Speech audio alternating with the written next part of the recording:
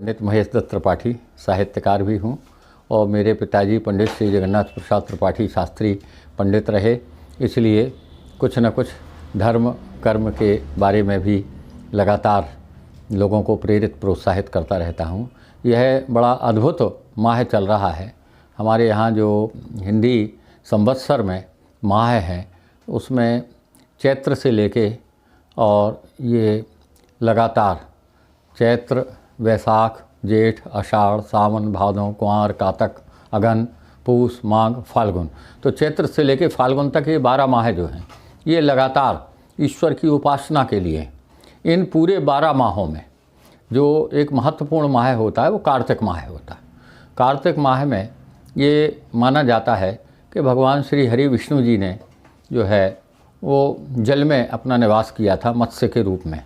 तो इसलिए वो जो कार्तिक का महात्म है वो यही है कि भगवान कृष्ण की आराधना में तल्लीन होकर ब्रज में, मथुरा में, वृंदावन में गोपियाँ जो है जलाशय के किनारे पूजा अर्चना करते हुए और अपने आराध्य भगवान श्री कृष्ण को की तलाश में उनको ढूंढने के लिए लगातार घाटों घाट पूजा करती हैं। तो पूरे माह में यानी कृष्ण पक्ष की प्रतिपदा से प्रारंभ होके और शुक्ल पक्ष की पूर्णिमा तक पूरे माह में स्नान, दान, व्रत का बड़ा महत्व है। तो हमारे यहाँ महिलाएं जो कथकारियाँ कहलाती हैं, कार्तिक का व्रत रखती हैं, उनको कथकारियाँ कहते हैं।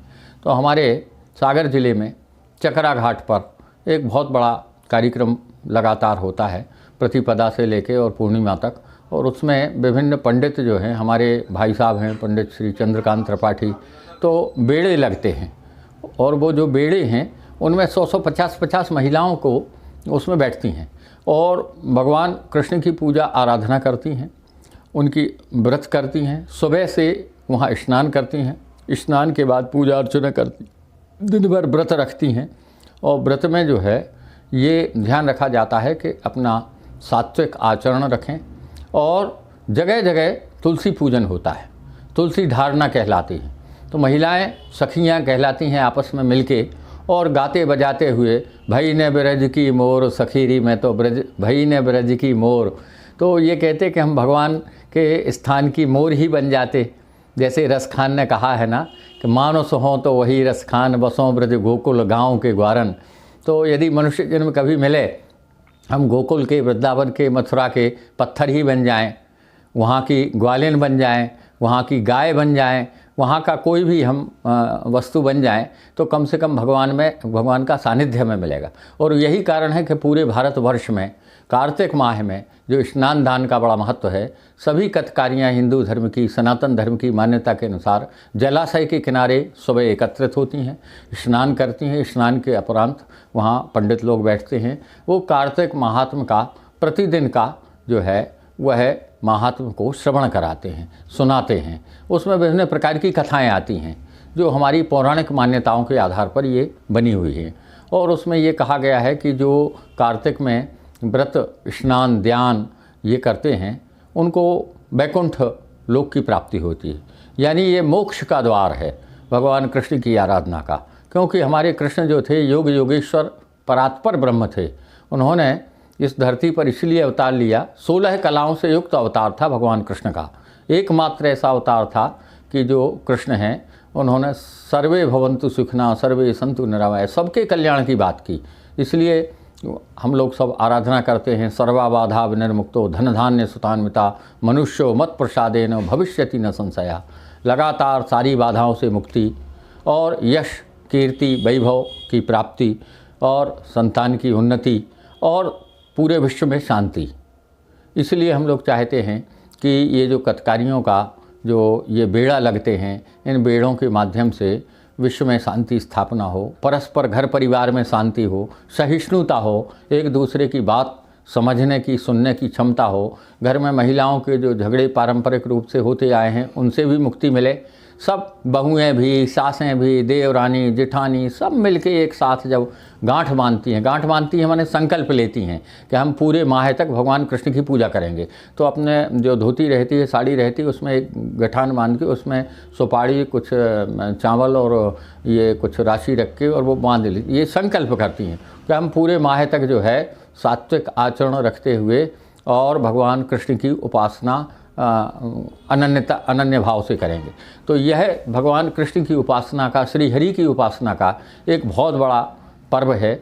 बड़े उल्लास के साथ, उत्साह के साथ महिलाएं जो हैं पूरे जब शहर में निकलती हैं, सवेरे से जब जाती हैं वहाँ चकरा घाट हो या अन्य स्थानों पर जलाशय के किनारे, तो उत्साह के साथ नृत्य करते हुए, गीत गाते हुए, विभिन्न प्रकार के गीत जो कार्तिक माह के गीत हैं वो गीत गाते हुए वो जाती हैं। जब लौटती हैं वहाँ से तो घर घर तुलसी का धारणा होता है, तुलसी को जल चढ़ाती हैं।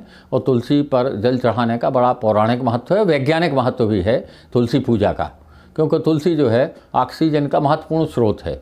इसलिए तुलसी के गमले में जो हर घर में जो होते हैं, हिंदू धर्म में, सनातन धर्म में, उसकी पूजा होती है। और शाम को तुलसी के पौधे के बाजू में जो है वो घी का दीपक जलाने से भी शांति होती है, बाधाएं नष्ट होती।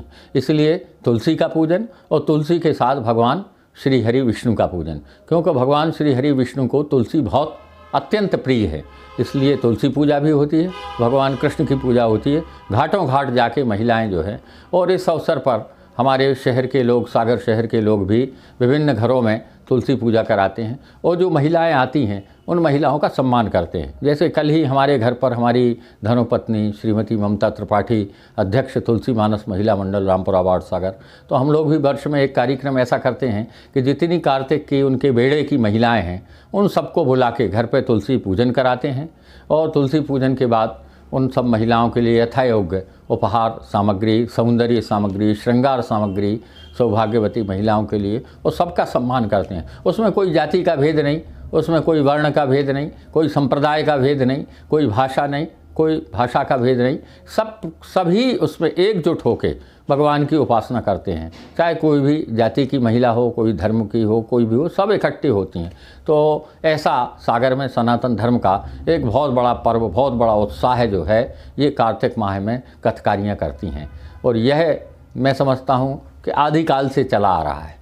जब से हमारे ये महाभारत काल के बाद, द्वापर के बाद त्रेता और ये कलयुग आया, तो मुझे लगता है कि लगातार ये उपासना का ये व्रत और संयम और यह जो कार्तिक का महात्म है वो इसीलिए है कि भगवान श्री हरि की प्राप्ति के लिए, भगवान विष्णु की प्राप्ति के लिए निरंतर पूरे माह भर लगातार हम माता की उपासना करें, भगवान श्री कृष्ण की उपासना करें, तुलसी की उपासना करें, व्रत रखें, संयम रखें, और विश्व कल्याण के लिए, परिवार की सुख शांति के लिए, समृद्धि के लिए, यश और कीर्ति प्राप्ति के लिए, और संतान की सुख के लिए, संतान की उन्नति के लिए यह व्रत महिलाएं करती हैं कि वो अखंड सौभाग्यवती रहें।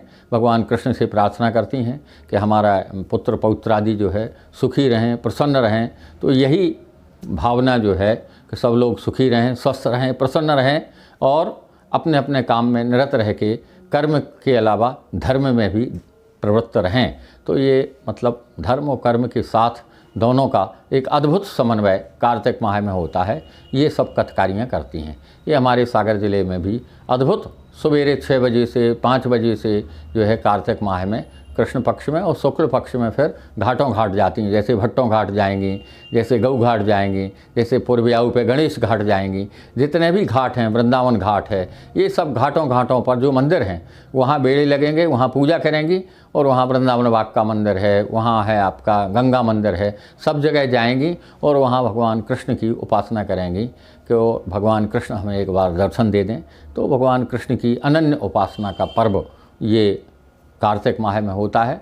और कार्तिक माह का व्रत करने से अखंड सौभाग्य, यश, कीर्ति, वैभव, सुख, समृद्धि और संतान की उन्नति, यह सब भगवान की कृपा से प्राप्त होती है। क्योंकि ये माना गया है कि भगवान कृष्ण का जो है कार्तिक माह में वो जल में जलाधिवास होता है, इसलिए जलाशय के किनारे ही ये बेड़े लगते हैं।